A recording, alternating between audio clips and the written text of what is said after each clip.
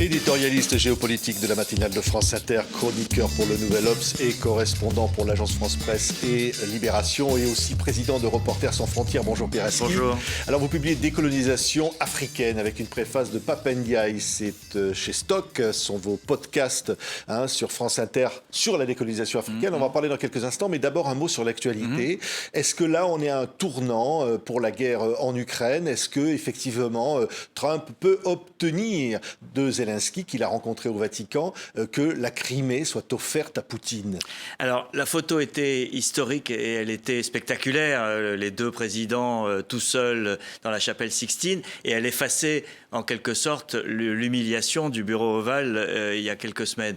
Mais je pense qu'il ne faut pas accorder plus d'importance qu'elle n'en a à cette séquence, parce que les obstacles sont encore colossaux. Il y a plein de conditions à remplir avant d'arriver à un accord. Et Poutine a mis la barre très haut dans ses revendications. Oui, ce qui énerve Trump, d'ailleurs. Oui, tout à fait. Alors, les Américains disent c'est cette semaine que nous allons décider si nous continuons ces efforts de médiation ou pas. Et ils laissent planer le doute sur ce qu'ils feront en cas d'échec. Parce que est-ce qu'ils continueront à aider l'Ukraine, ou est-ce qu'ils s'en lavent les mains et laissent les Ukrainiens et les Russes face à face avec les Européens derrière? C'est une vraie question, mais on est à un tournant. Je pense que c'est incontestable.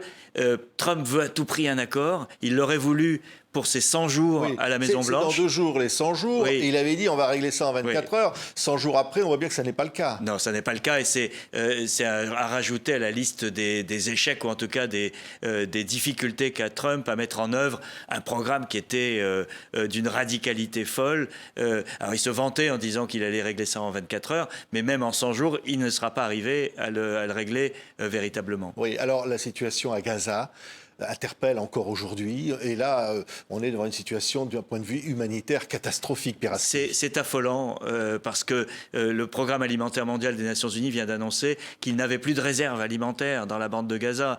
Or, il assurait des dizaines de milliers de repas aux Gazaouis. Les Israéliens maintiennent une pression totale qui est contraire au droit international, parce que c'est un châtiment collectif qui est infligé aux Gazaouis. Il y a d'ailleurs une démarche en cours à la Cour de la Haye pour essayer de faire changer de position les Israéliens. Mais l'une des difficultés dans cette affaire, c'est que c'est Donald Trump. Là encore, on le retrouve parce qu'il couvre tout ce que fait Netanyahou à Gaza. Même s'il y a une opposition interne en Israël à la politique de Netanyahou. Oui, il y a une position très forte, non seulement de gens qui veulent qu'il y ait un accord pour pouvoir libérer les otages, mais il y a maintenant une fronde assez importante, notamment au sein de l'armée, des réservistes qui ont signé des pétitions ces dernières semaines pour dire il faut arrêter cette guerre, point. Parce qu'elle est considérée comme inhumaine par un certain nombre d'Israéliens. Mais ça ne fait pas une majorité.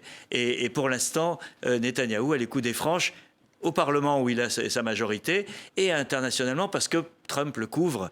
Les Européens sont en train de se détacher de plus en plus d'Israël. Là, il y a quelques jours, les Espagnols ont annulé un contrat d'armement avec Israël. La France fait planer la menace d'une reconnaissance de l'État de Palestine.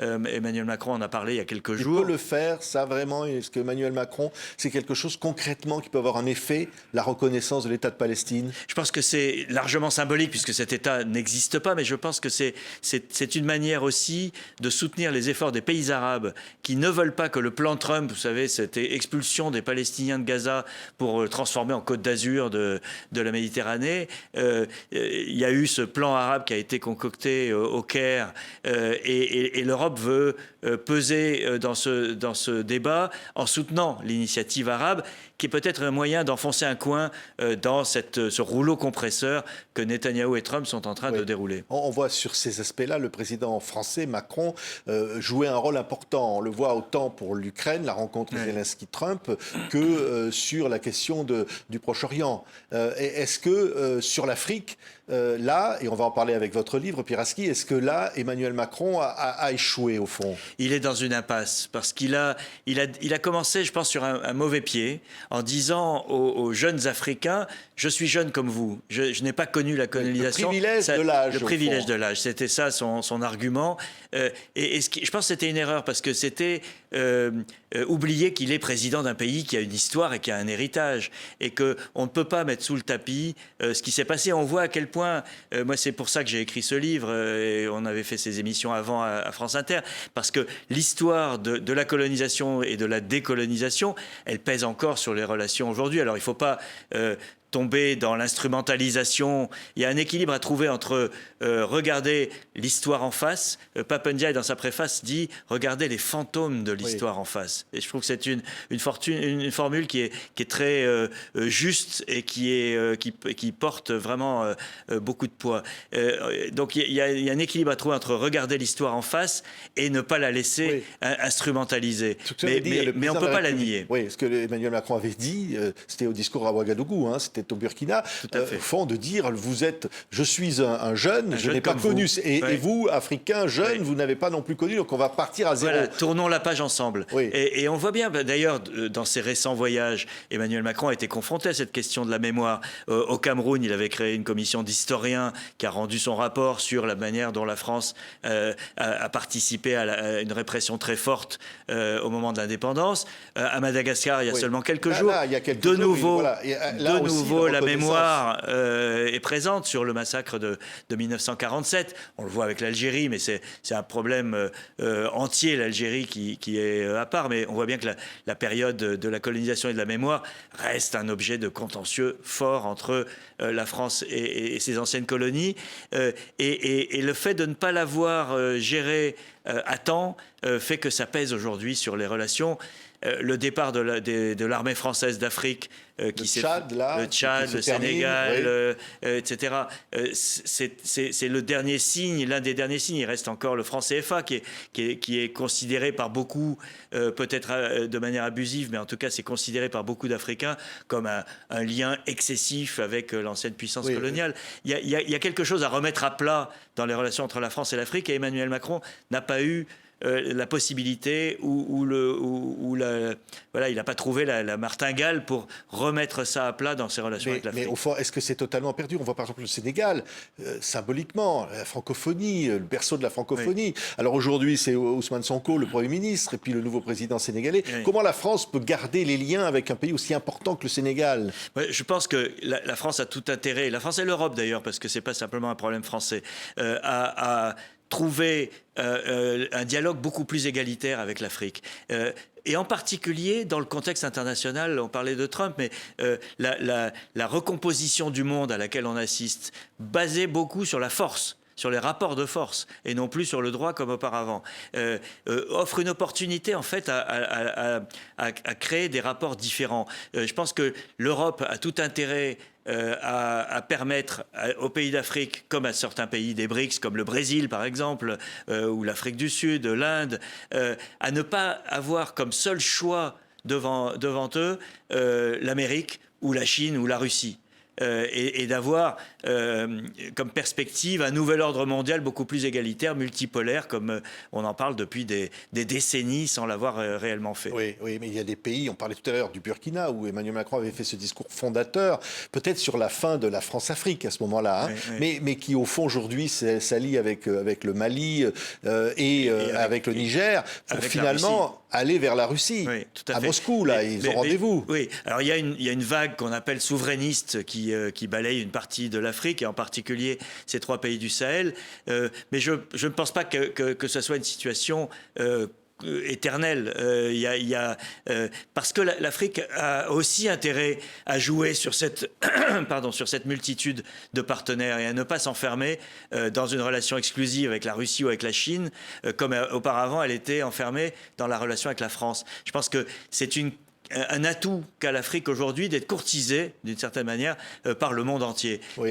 Elle devrait pouvoir en jouer de manière plus habile. Alors, dans ce livre, Décolonisation africaine, vos podcasts de votre émission sur France Inter pendant l'été, c'était extraordinaire. Vous nous racontez, au fond, un certain nombre, c'est pas exhaustif, de présidents africains qui sont arrivés après les indépendances et qui, encore aujourd'hui, ont marqué les esprits. Mais au fond, et Pap Ndiaye le dit dans l'introduction du livre, on s'étonne, au fond, que ces personnalités qui, souvent, avaient incarné un immense espoir au moment de l'arrivée de l'indépendance, n'aient pas incarné la démocratie, n'aient pas incarné l'ouverture peut-être qu'on attendait. Alors, ces dirigeants qui ont des histoires et des parcours différents ont une très longue histoire, souvent avant l'indépendance. Quelqu'un comme Houphouët-Boigny était député à l'Assemblée nationale française après la guerre en 1945. Il était à l'époque apparenté communiste, ce qui est assez drôle quand on voit la suite de son parcours. C'est François Mitterrand, à l'époque, qui est allé le chercher sur les rangs communistes pour l'amener chez les socialistes. Il est devenu ministre en France. Bref, ce sont des gens qui ont des parcours de vie et politique très importants et qui s'étaient fixés comme objectif cette indépendance et la conquête du pouvoir. Et je pense qu'ils n'étaient pas préparés à affronter le réel qui s'est présenté à eux après. Les questions de développement, je pense qu'on était encore qu'aux prémices de la réflexion sur la manière dont on développe des pays. Habib Bourguiba, vous citez le président, il disait la lutte, la première, la plus importante, évidemment, bien plus que la lutte pour l'indépendance, c'est la lutte pour le développement. Oui, et c'était déjà ça la question. Tout à fait. Et il faut bien le dire, pour beaucoup de ces pays, ça a été un échec. Parce que le réel a été plus fort qu'eux. Quelqu'un comme Kwame Nkrumah, premier président du Ghana et premier à accéder à l'indépendance en 1956, qui reste aujourd'hui une figure vénérée par une bonne partie des Africains, comme le père du panafricanisme, etc. Un jour, il arrive au Conseil des ministres et le ministre des Finances lui dit « il n'y a plus d'argent dans les caisses ». Et il lui donne un chiffre et Nkrumah lui dit « tu as dû oublier des zéros ». Et tous les ministres lui disent « non, nous sommes ruinés ». Et quelques mois plus tard, l'armée prenait le pouvoir. Ce sont des périodes historiques très dures parce que il suivait un chemin inédit. Personne n'avait fait ça avant en Afrique. Et donc, ils se sont trouvés confrontés à cette grave problématique du développement qu'on n'a toujours pas réglé véritablement aujourd'hui. Donc, à la fois, il faut être sévère avec eux parce qu'ils n'ont pas réussi ce pari, et en même temps, on peut être indulgent parce que leurs successeurs n'ont pas fait mieux. Et leurs successeurs, souvent des militaires, se sont heurtés à d'autres problèmes. Mais je pense que aussi une des questions que pose Pape Ndiaye qui est fondamentale, c'est comment ces hommes sont aussi devenus, pour beaucoup, des autocrates, voire des dictateurs. Et au lieu d'incarner la liberté, ils ont incarné une nouvelle oppression de leur peuple. Et donc ça c'est un des mystères de l'histoire et peut-être de la nature humaine. C'est vrai. Et alors, pourtant, par exemple, Patrice Lumumba qui disait sans dignité, pas de liberté. Parce qu'au fond, le combat, c'était ça au moment des indépendances. Oui, et ils se sont heurtés, il faut bien le dire, à des obstacles majeurs. Lumumba, vous le citez, a été assassiné 6 mois après l'indépendance, parce qu'il il menaçait les intérêts économiques belges au Katanga. Il avait été impertinent face au roi des Belges le jour de l'indépendance. Il avait fait un discours qui rappelait leur cas de vérité aux anciens colonisateurs belges. Et il a été assassiné par la Belgique et la CIA derrière. Donc le contexte international de guerre froide a aussi beaucoup pesé sur ces pays, puisque les Américains considéraient que tous ceux qui n'étaient pas avec eux étaient contre eux et potentiellement des alliés des Soviétiques. Donc tout ça a été très compliqué. La France a mis en place un système qui était la France-Afrique, on a cité le nom tout à l'heure, mais quelqu'un que vous dites, Mitterrand par exemple avait continué ce système de France-Afrique, ça vous le dites clairement. Oui, François Mitterrand a eu la chance historique, il aurait pu changer le système.